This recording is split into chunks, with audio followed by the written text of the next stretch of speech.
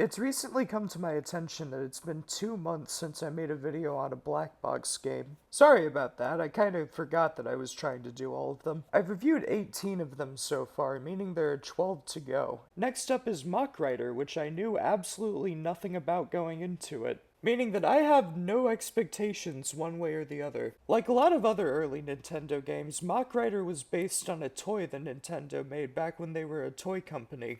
It was a toy car that you could launch off a launching pad, and apparently it could go really fast. I don't know what the connection between the car and the bike is supposed to be, but whatever, it's a cool Easter egg, I guess. You ever just forget that Nintendo is over 100 years old? Because I do all the time.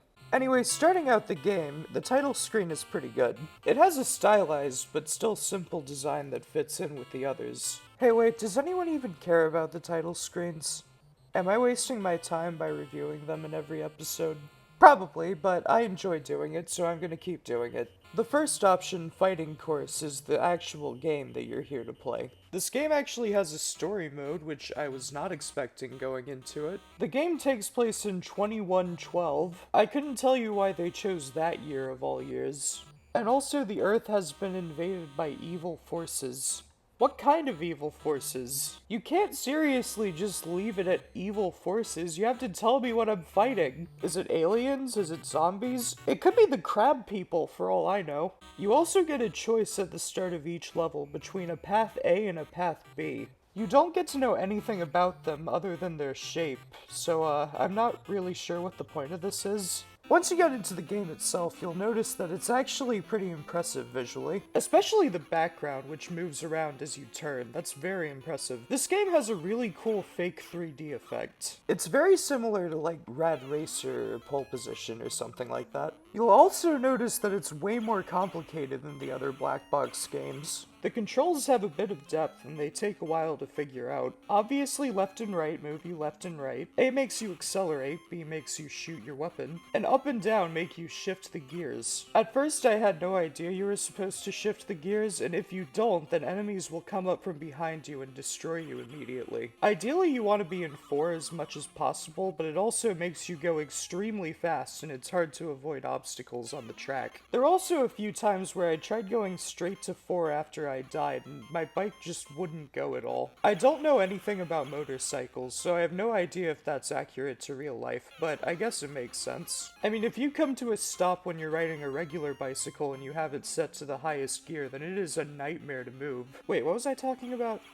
Oh yeah, the controls, they're pretty good. The controls in this game feel completely natural, which is a rarity in games like this. Although it's never been confirmed, I think it's safe to say that it was a very big inspiration for F-Zero. Another thing I appreciate about this game is the display at the top, which actually is self-explanatory and useful. The display at the top tells you how far you have to go, how much energy or how many lives you have, more on that in a second, and how many bullets you have. It also tells you what gear you're in, and it gives you a rear view. All of that is actually good information that I can use. Thank you. Now about the energy, I feel like I need to talk about one of the weirdest things I've ever seen a game do. In the first level, and only in the first level, you get an energy bar.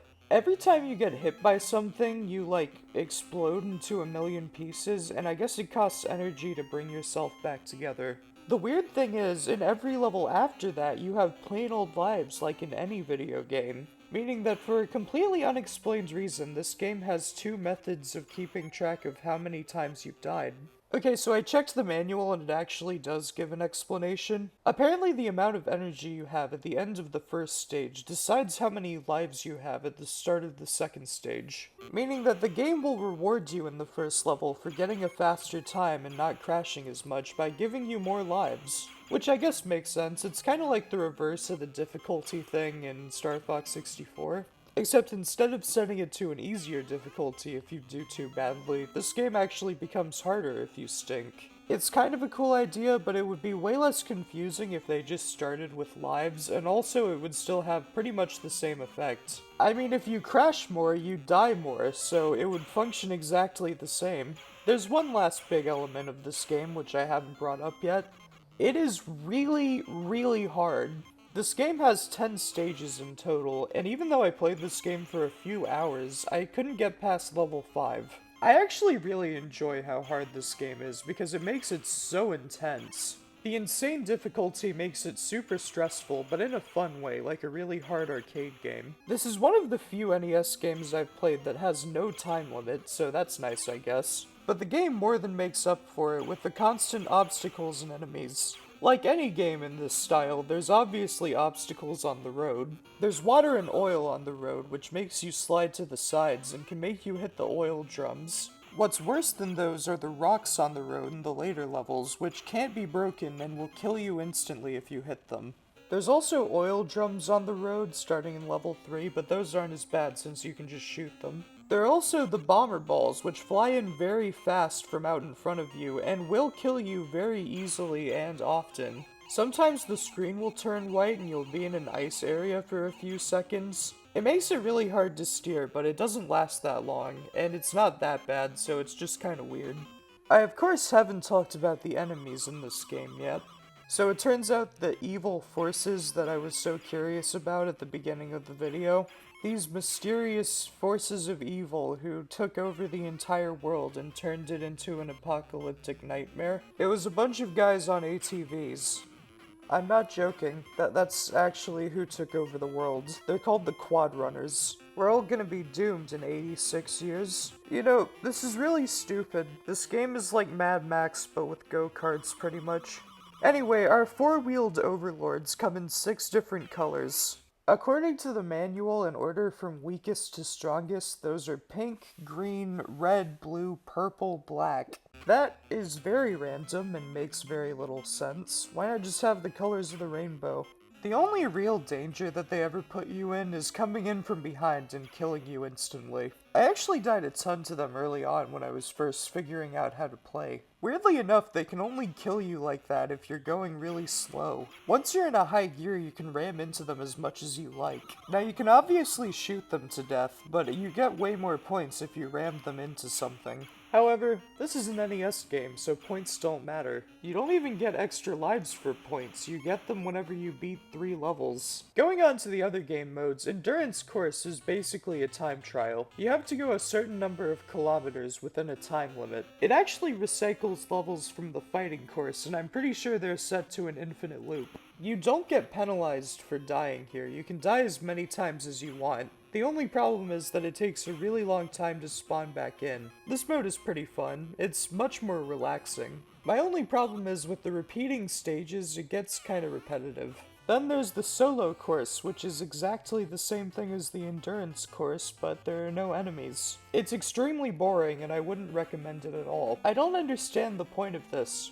Moving on. Last but not least is the track designer. Just like with Excitebike and Wrecking Crew, you can't actually save and load your own tracks. Well, I guess you could save it, but you would have to have the data recorder peripheral, which was never released in America, so you'd have to buy a Japanese version of it. I'm gonna be honest, I couldn't figure out how this worked. Maybe I'm just stupid, but I genuinely could not figure it out. The manual even has instructions, and I still couldn't understand it. Oh well, it's not like I could save it anyway. I was very pleasantly surprised by Mach Rider. Not only did I play a pretty solid NES classic, I also learned that the ATVs are gonna take over in 86 years.